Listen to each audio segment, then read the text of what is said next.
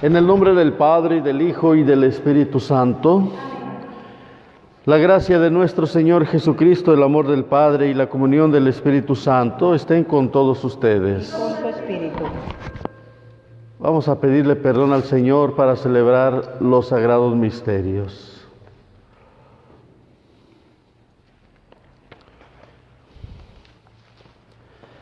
Yo confieso ante Dios Todopoderoso y ante ustedes, hermanos, que he pecado mucho de pensamiento, palabra, obra y omisión.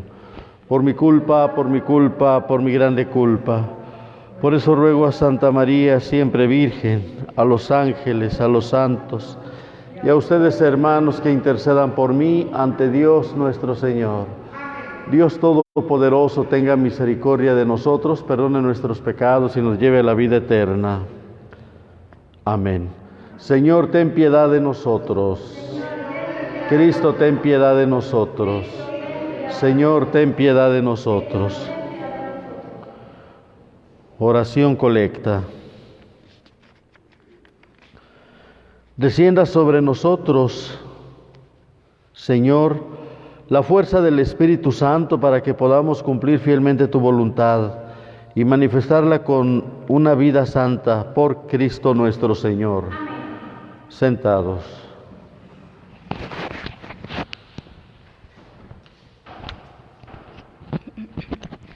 Lectura del libro de los Hechos de los Apóstoles. En aquellos días, mientras Apolo estaba en Corinto, Pablo atravesó las regiones altas de Galilea y Frigia y bajó a Efeso. Encontró allí a unos discípulos y les preguntó: ¿han recibido el Espíritu Santo cuando abrazaron la fe? Ellos respondieron: ni siquiera hemos oído decir que existía el Espíritu Santo. Pablo replicó: entonces, ¿qué bautismo han recibido? Ellos respondieron: el bautismo de Juan.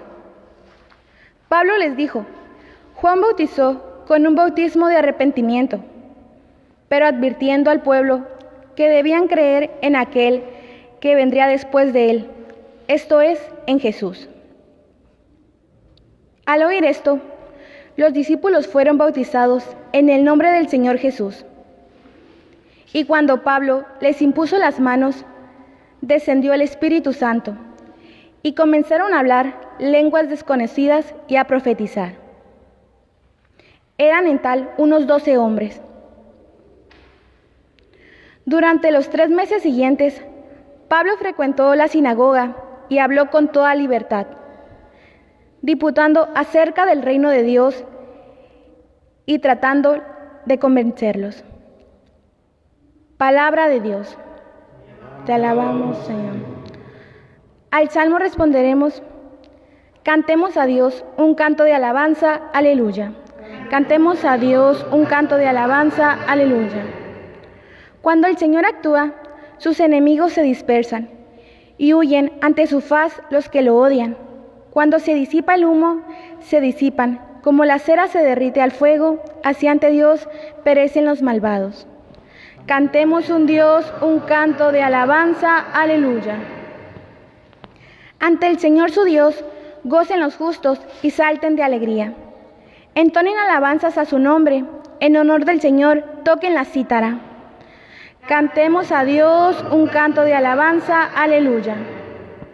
Porque el Señor, desde su templo santo, a huérfanos y viudas da auxilio.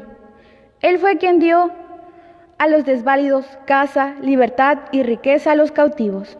Cantemos a Dios un canto de alabanza, aleluya. Aleluya, aleluya, aleluya. Aleluya, aleluya, aleluya. Si han resucitado con Cristo, busquen las cosas del cielo, donde está Cristo, sentado a la derecha de Dios. Aleluya, aleluya, aleluya. Aleluya, aleluya, aleluya.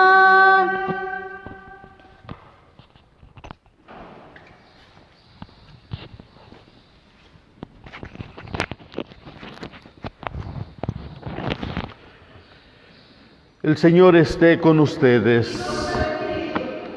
Lectura del Santo Evangelio según San Juan.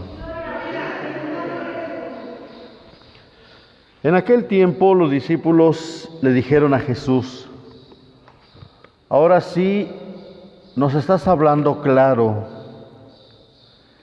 y no en parábolas. Ahora sí estamos convencidos de que lo sabes todo y no necesitas que nadie te pregunte. Por eso creemos que has venido de Dios. Les contestó Jesús: ¿de veras creen? Pues miren que viene la hora, más aún ya llegó, en que se van a dispersar cada uno por su lado y me dejarán solo. Sin embargo, no estaré solo porque el Padre está conmigo. Les he dicho estas cosas para que tengan paz en mí. En el mundo tendrán tribulaciones, pero tengan valor, porque yo he vencido al mundo. Palabra del Señor. Gloria. Siéntense, hermanos. Pues yo quiero terminar el contexto por la cual se dio la época cristera. Me da pena decirlo porque pues son realidades. Como yo dije ayer, ya todos están muertos, todos, salvo algunos viejitos que quedan por ahí, que vivieron la época cristera. Pero quien provocó la guerra cristera, pues ya está muerto, ya está juzgado por Dios. Quienes vivieron la guerra cristera, pues también lo hacían con un corazón noble de defender su iglesia. Y ellos, el Señor les toma en cuenta pues este regalo de ofrendar la vida por su iglesia. Y continuando con esto es que empieza lo que es la guerra cristera, y dice así: viendo que nada se conseguía, fieles católicos en diferentes regiones del país se levantaron en armas. El movimiento cristero. Esta reacción fue una acción desesperada contra la acción persecutoria del gobierno. El gobierno ya tenía esa intención, no escuchaba, se habló de llegar a los diputados, etcétera, al mismo Calles, etcétera, y nomás no escuchaban. Este levantamiento fue emprendido por los laicos. Algunos creen que que este levantamiento fue promovido por obispos. No es cierto. Fue promovido por los laicos, emprendido por los laicos. Y los laicos buscaron el apoyo de los pastores, que se dio en muy distinta manera. Aunque todos los obispos y sacerdotes estaban de acuerdo en resistir a las leyes injustas, tenían diversas posiciones, por lo que se produjo una división en la jerarquía. Monseñor Amador Velasco es admirable en su actuar, obispo de Colima, y Monseñor Orozco y Jiménez, ellos no abandonaron sus diócesis, sino que permanecieron ocultos en ellas para conciliar a sus fieles, sin apoyar ni favorecer a los cristeros. Qué dolor cuando el señor Orozco y Jiménez de que le acusaban de que estaba apoyando la guerrilla cristera. Pues no fue así. Pues para él fue un dolor, porque es un dolor cuando alguien te difama y que no es cierto. Sin apoyar a los cristeros, estos dos obispos. En cuanto a los sacerdotes, las posturas fueron muy diversas. Desde aquellos que fueron opuestos a la lucha y los que se ofrecieron como capellanes a los cristeros. E incluso 5 sacerdotes tomaron las armas y participaron en la guerrilla. 5 sacerdotes solamente. Y al multiplicarse los alzamientos, el gobierno ordenó la concentración de los sacerdotes en las ciudades, porque creían que ellos habían organizado la insurrección. Vean, el gobierno siempre buscando a quién echarle la culpa de lo que ellos provocaron. Al multiplicarse los alzamientos, el gobierno ordenó la concentración de estos sacerdotes. Todo sacerdote encontrado en el campo se consideraba como rebelde y era castigado o hasta ejecutado. Se dieron muchos abusos contra los sacerdotes que se quedaron auxiliando espiritualmente a sus fieles. A pesar pues de la prohibición, un grupo de sacerdotes de Jalisco, Colima, no abandonaron el campo. Estaban escondidos administrando los sacramentos en casas particulares o así lugares lejanos. No eran favorables al levantamiento, pero auxiliaban espiritualmente. Los fieles custodiaban a estos sacerdotes. Muchos de ellos pagaron con su vida el atrevimiento de permanecer con sus fieles y ejercer su ministerio, como conocemos ya algunos santos. En el año del 26 hubo levantamiento aislado en Oaxaca, Michoacán, Puebla, Guanajuato, Jalisco, pero el gobierno ya le fue difícil controlar la situación. El general Joaquín Amaro, hay una calle en Guadalajara que se llama Joaquín Amaro. Este general fue designado para controlar a los cristeros concentrados en Jalisco, en la región de los Altos. Las fuerzas federales con los agraristas se distribuyeron por toda la zona. ¿Quiénes eran los agraristas? Eran lambiscones del gobierno que querían pedazos de tierra. Entonces les daban, toma, te vamos a un montón de balas y tu arma, por si acaso se ocupa, pero te vamos a dar tus tierras. Esos eran los agraristas.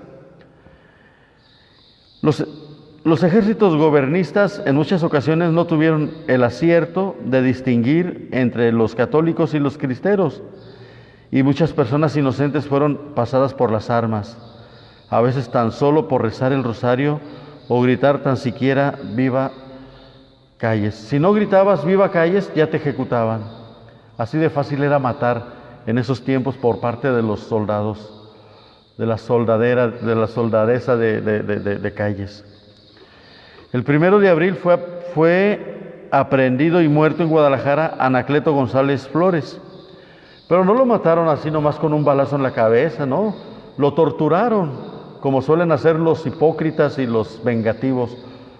Si supieran cómo lo torturaron a Anacleto González Flores, jefe de la Organización Popular, que era la Organización Católica de Jalisco. Los cristeros, como respuesta, descarrilaron un tren que pasaba cerca de la Barca Jalisco, quedando victoriosos en el combate que se dio. El gobierno culpó a los obispos otra vez y los expulsó del país. De por sí ya no tienen ciudadanía mexicana. Culpa a los obispos, los expulsa del país. Chequen ese dato porque por los acuerdos que ahorita les voy a platicar que tuvieron. En tanto que ordenó la concentración de la población de Jalisco en las cabeceras municipales. Este hecho exasperó más los ánimos y favoreció que un brote de viruela se convirtiera en una epidemia que se extendió por todo el estado de Jalisco y las áreas vecinas. Enrique Gorosdieta fue nombrado jefe supremo de las Fuerzas Armadas. Su presencia significó una mayor organización de los cristeros, que fueron obligando a los federales a concentrarse, porque estaban ganando los cristeros, los estaban sacando de los pueblos, y ellos se concentraban en poblaciones importantes. Para mediados del 28, las filas cristeras se habían engrosado considerablemente y surgían nuevos levantamientos en diversas zonas, poniendo en serios problemas al gobierno federal, a un gobierno cerrado que no quería dialogar. El hecho de que los soldados federales arrasaban y hacían destrozos cuando la población pasaba, porque llegaban y arrasaban, robaban y mataban niños, ancianos y a todos los que estaban ahí, ya sin pedir consentimiento. Así llegaban los asesinos de calles. Y entonces esto motivó el surgimiento de nuevas insurrecciones en todo el territorio afectado por la guerra, principalmente en Jalisco. Luego, en 1928, en diciembre, el licenciado Emilio Portes Gil tomó como posesión presidente interino. Los cristeros se fortalecían y les hacían frente cada vez a los soldados, y era más difícil controlar para los federales. En el 29 controlaban todo el occidente de México, los cristeros: Jalisco, Colima, Michoacán, Aguascalientes, Zacatecas, Guanajuato y Nayarit. Y en esos lugares habían establecido gobiernos propios de los cristeros. Esta región y gran parte de Sinaloa, Durango y San Luis Potosí serían difícilmente recuperables para el gobierno federal. Entre marzo y abril de este año, Guadalajara podría haber sido tomada por los alzados. En el este la situación era favorable a la insurrección, registrándose combates en Guerrero, Oaxaca, Estado de México, Morelos, Tlaxcala, Puebla y algunos levantamientos aislados en Veracruz y Tabasco. El 21, esto es lo que no quería decirles, pero tengo que decirlo porque hasta me duele decirlo, me fastidia decir lo que les tengo que decir. El 21 de junio se firman los tan discutidos arreglos entre el gobierno y la Iglesia Católica Mexicana, representada por los arzobispos Pascual Díaz y Leopoldo Ruiz. Estas negociaciones concedían la amnistía a los grupos levantados, fíjense bien, amnistía a los grupos levantados en armas, así como la devolución de templos y bienes de la Iglesia, y se daban además garantías para ejercer la libertad religiosa. ¡Ay, cuántos regalos nos vas a dar, gobierno! No obstante, los gobiernos civiles faltaron a su compromiso, muchos jefes cristeros fueron asesinados y continuó la animalversión contra la Iglesia Católica por algunos años más. ¿Entendieron? Es decir, primero, déjame darte mi opinión personal acerca de esto. En primer lugar, estos obispos, yo entiendo la situación que se vivió era una situación muy difícil, y yo admiro a estos obispos porque ellos querían la paz, ellos querían que ya no hubiera derramamiento de sangre, ellos querían que ya estuvieran las misas, que se abrieran los templos, etcétera. Pues cómo no, porque tantos años de guerra y tantos ríos de sangre que se corrió por parte del gobierno federal. La cuestión fue que pues ya firmaron. Pero hay unas cosas que no me cuadran a mí, no me salen las cuentas. ¿Qué es lo que no me salen las cuentas? Si los obispos no eran ciudadanos mexicanos, ¿por qué negocian con los obispos en ese entonces? Ellos nunca deberían de haber negociado. Si el gobierno traidor van a buscar a los obispos, vamos a buscar ya una solución, porque ellos ya no hallaban la salida, porque ya no hallaban el control. Entonces, a mi gusto, yo como obispo, yo diría, mira, haz esta solución, este arreglo, esta paz con los generales cristeros. Ellos se enlodaron, ellos fueron despojados, ellos estuvieron al pendiente de su gente. Con ellos dirígete. Eso es en primer lugar. No con los obispos que ni siquiera estaban ahí, ni eran ciudadanos mexicanos, porque le quitaron la ciudadanía. ¿Por qué arreglas una situación, tu gobierno de calles, con personas que le quitaste su ciudadanía? ¿Qué contradicción eres, ¿no? Entonces, y el obispo pues también se presta. Sí, vamos a firmar. No, espérame, ¿no? Lo segundo, los acuerdos. Esos acuerdos pues no sirven para nada. Los acuerdos deberían de haber sido: el señor Calles se va, de hecho ya ni era presidente, pero era el que manejaba a Portes Gil, manejaba a Ortiz Rubio, manejaba a los presidentes interinos, él los ponía. Entonces a él, por eso dirigirse a él y decirle: este señor primero será expulsado y no tendría la ciudadanía mexicana. Segundo, se va a hacer estos arreglos con el gobierno, sí, pero vamos a poner nuestras condiciones. No sé si se dan cuenta que va a haber un nuevo gobierno federal y que, se podría haber arreglado una situación donde favoreciera a todos los mexicanos, y sobre todo donde tanto sacrificio que tuvieron los mexicanos cristeros, pues deberían de haberle reconocido incluso para llegar al gobierno federal, ¿verdad? Y que ellos empezaron una nueva nación. Hasta ahí me quedo. Empezaron una nueva nación, ¿verdad? Y sacar a todos los asesinos, desde los generales del ejército hasta los diputados, que nomás no escuchaban nada acerca de un arreglo desde antes que se diera la derramación de sangre, ¿verdad? Pues ahí está. Ya ni les sigo porque hasta me da tristeza de todo lo que pasó. Y miren, pues, ¿qué fue lo que pasó cuando firmaron ya la paz y esas cosas? Deportaron las armas y empezaron a matar al gobierno. Ellos no respetaron ni siquiera los acuerdos que ellos pusieron. Empezaron a matar a todos los cristeros. Yo siento que se sintieron traicionados los cristeros. Los empezaron a matar a todos los líderes, a colgarlos, fue una matazón después. Miles de gente. Por eso los gobiernos civiles faltaron a su compromiso y muchos jefes cristeros fueron asesinados. Y ya una palabrita sobre este ciudadano que se le debe de haber quitado la ciudadanía, a Plutarco Elías Calles. Pues él fue masón, rosacruz, santero y espiritista. Ya con eso les digo todo. Él fue masón, rosacruz, santero y espiritista. Había un señor que se llamaba Fidencio Constantino Cíntora, conocido como el Niño Fidencio. Bueno, pues ahí iba este señor Plutarco a curarse, porque él hacía milagros, y el presidente Calles iba a curarse con él.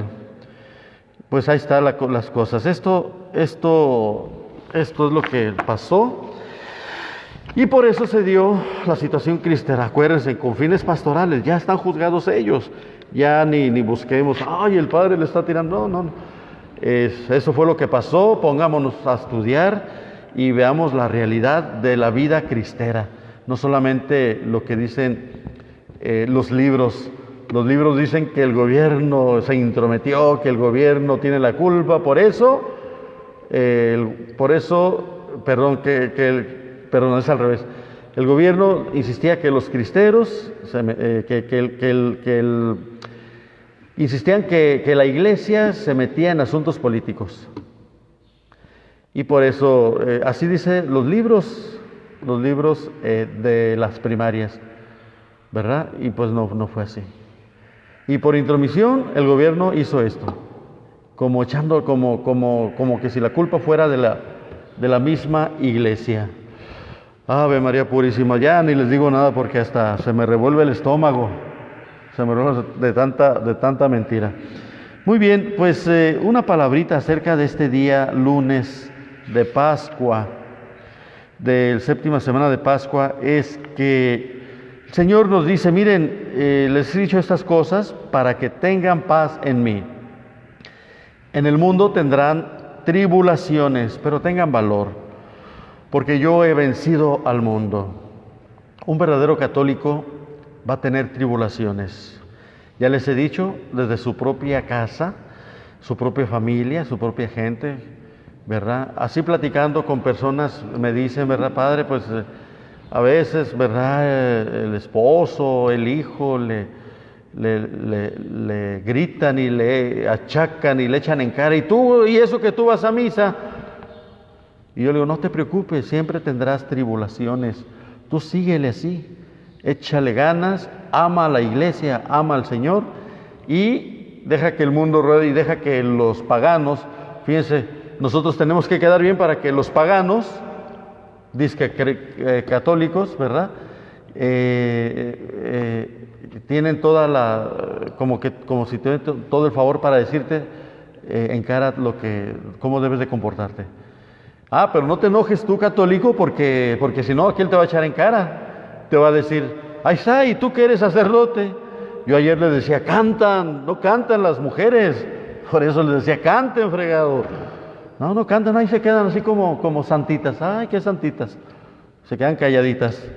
Pero bueno, pues uno se enoja, no pasa nada. Pues así como uno se alegra, así como uno se entristece, pues son nuestros sentimientos, ¿verdad?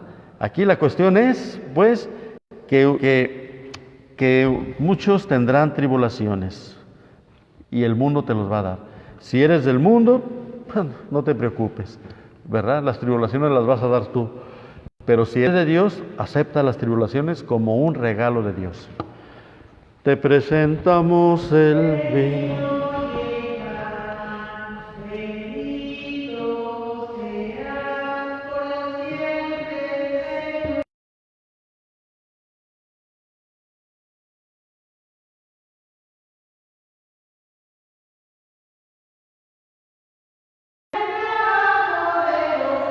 Bendito sea el Señor, Dios del universo, por este pan, fruto de la tierra, esposa del hombre, que recibe el pan de vida. Siempre, Señor.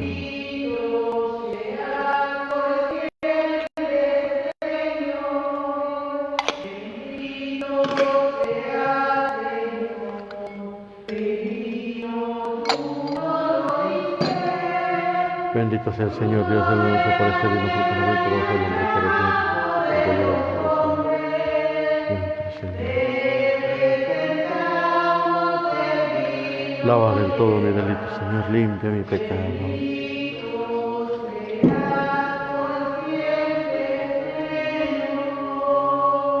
Oren, hermanos, para que este sacrificio mío y de ustedes sea agradable a Dios Padre Todopoderoso.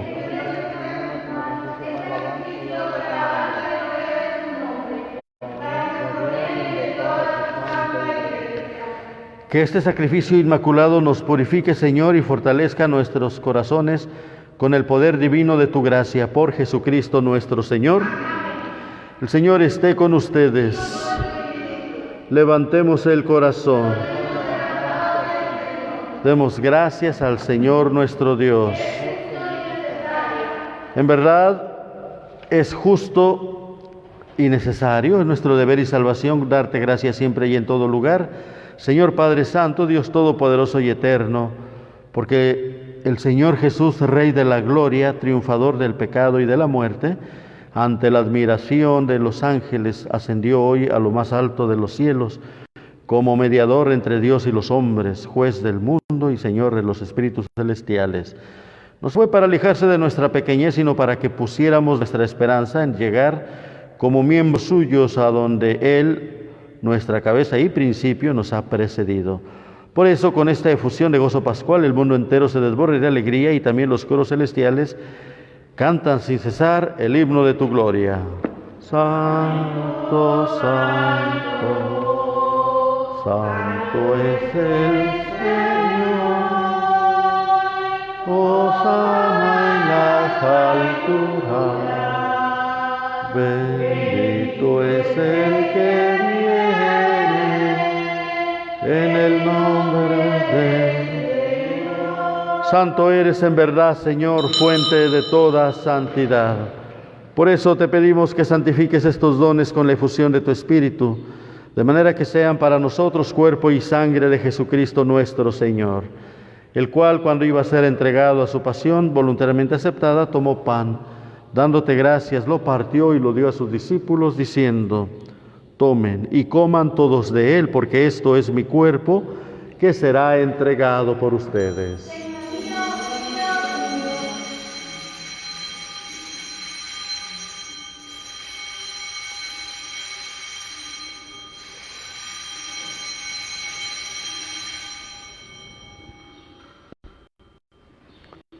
Del mismo modo, acabada la cena, tomó el cáliz y dándote gracias de nuevo, lo pasó a sus discípulos diciendo: Tomen y beban todos de él, porque este es el cáliz de mi sangre, sangre de la alianza nueva y eterna, que será derramada por ustedes y por muchos para el perdón de los pecados.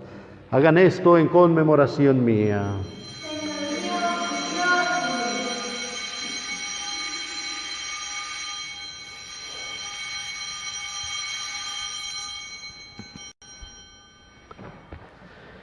Este es el sacramento de nuestra fe.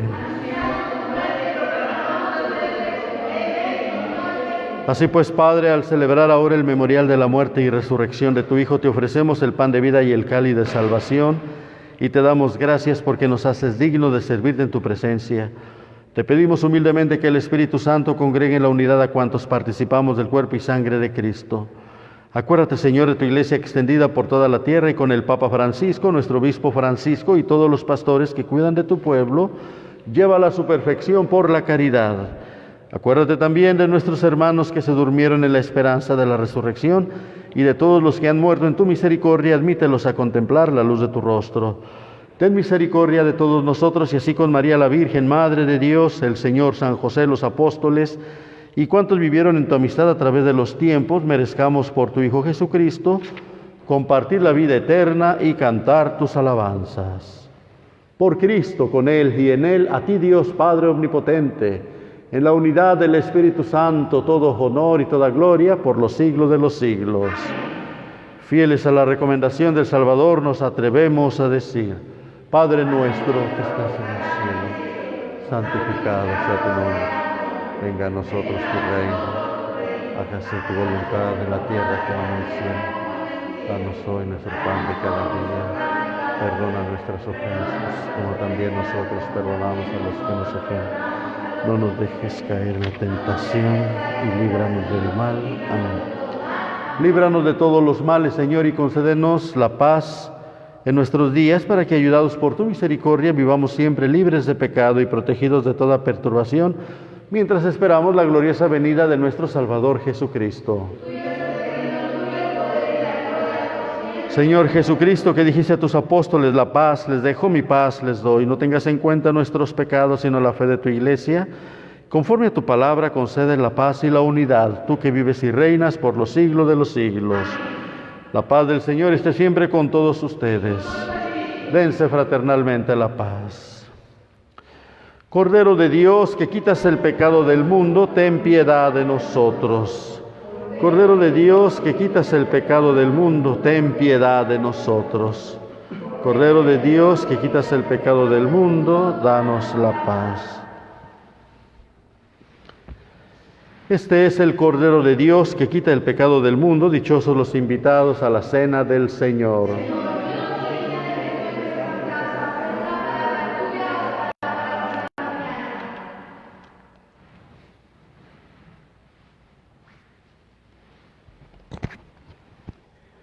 En casa hacemos la comunión espiritual. Yo creo, Jesús mío, que estás realmente presente en el Santísimo Sacramento del altar. Te amo sobre todas las cosas y deseo recibirte dentro de mi alma. Mas ya que no lo puedo hacer ahora sacramentalmente, ven al menos espiritualmente a mi corazón.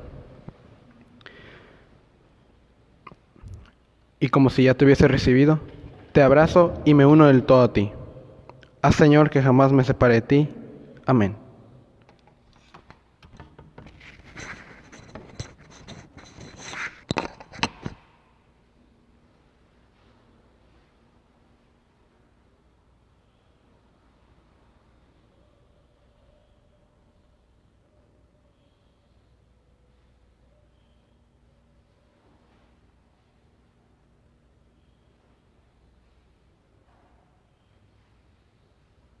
Entre tus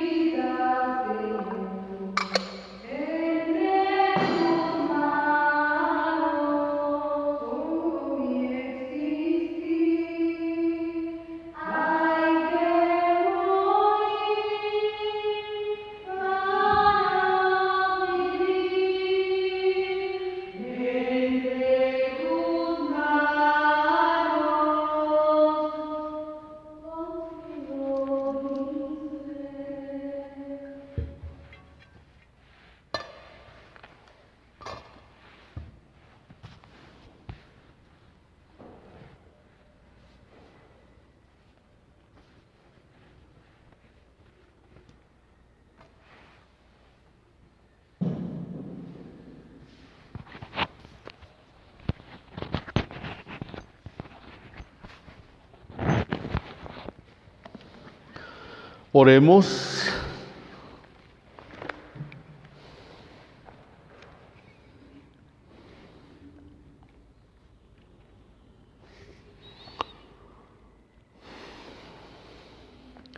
No los dejaré huérfanos, dice el Señor.